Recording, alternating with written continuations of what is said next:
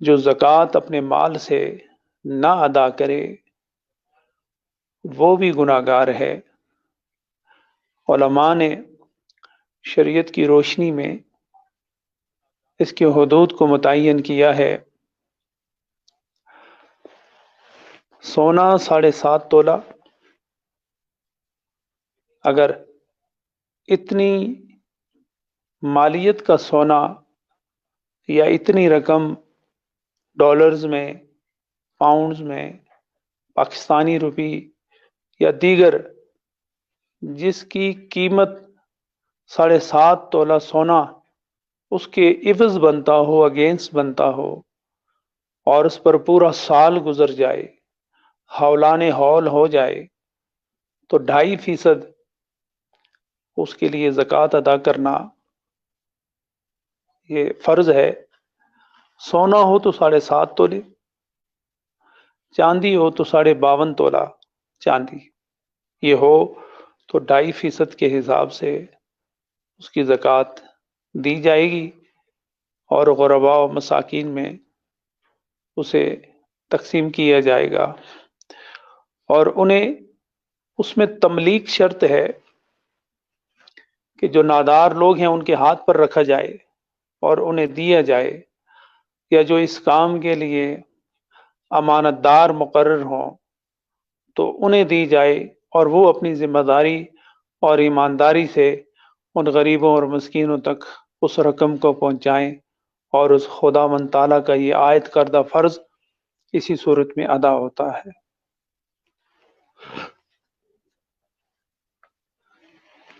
اللہ پاک نے قرآن کریم میں ارشاد فرمایا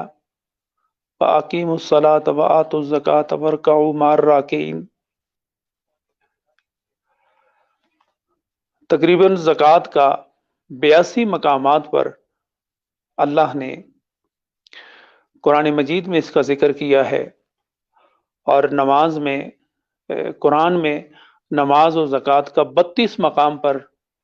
اس کا تذکرہ فرمایا ہے، اور اس کی ادائیگی کا احکامات جاری فرمائے ہیں۔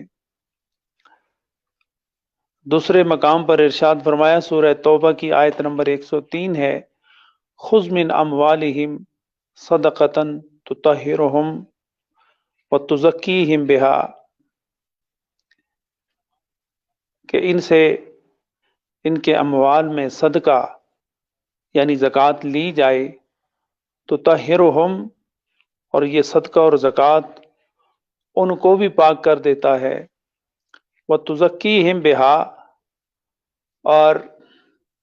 اس زکوٰۃ کی ادائیگی سے اے محمد عربی آپ ان کے نفوس کا تزکیہ بھی فرمائیں۔ آپ صلی اللہ علیہ وسلم ارشاد فرماتے ہیں،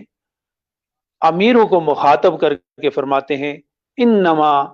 ترزقکم بدعفائکم، او کما قال النبی صلی اللہ علیہ وسلم۔ آپ فرماتے ہیں انما، میں بارہا آپ سے اس کلمے اور اس ورڈ کو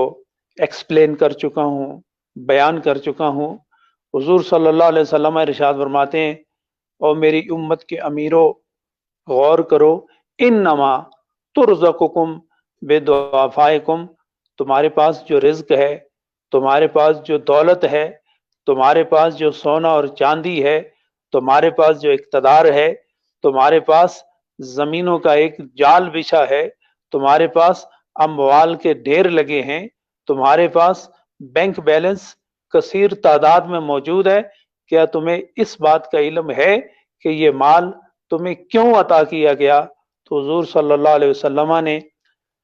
تحدید فرمائی اور کلمہ حصر استعمال فرمایا کہ کوئی اور وجہ نہیں ہے، صرف تمہارے ساتھ یہ جو غریب، نادار اور مسکین لوگ ہیں، ان کی وجہ سے اللہ نے تمہیں اتنی کثیر دولت عطا فرمائی ہے کہ تمہارے پاس سونا بھی ہے، تمہارے پاس چاندی بھی ہے، تمہارے پاس پاؤنڈز اور ڈالر اور روپیوں کا انبار لگا ہوا ہے۔ یہ سارا انبار ان غریبوں کی وجہ سے اللہ نے تمہیں دیا ہے۔ تو جب ان کا حق بھی خدا نے تمہیں دے دیا ہے